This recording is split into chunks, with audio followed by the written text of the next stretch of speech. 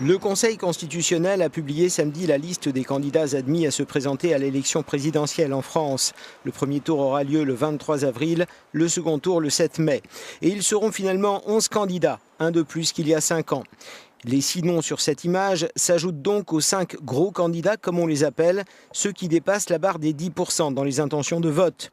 Favorite du premier tour selon les sondages, la présidente du Front National, Marine Le Pen. Elle prône un patriotisme économique, veut une sortie de l'Union européenne et a fortiori de la zone euro et un contrôle strict de l'immigration et des frontières. Favori pour l'accompagner au second tour, Emmanuel Macron. Il se dit et de gauche et de droite et rassemble dans les deux camps. C'est un libéral tant sur le plan économique que sur les sujets de société.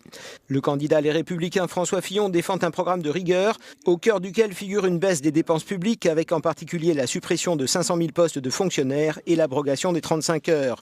Le candidat du Parti socialiste Benoît Hamon a fait alliance avec les écologistes dans un projet mettant en valeur l'écologie et l'éducation. Son programme est proche de celui de Jean-Luc Mélenchon qui prétend représenter une France dite insoumise et veut une refonte des institutions afin de mettre en place une 6e République. Près de 47 millions d'électeurs seront donc appelés les 23 avril et 7 mai à désigner l'homme ou la femme qui succédera à François Hollande.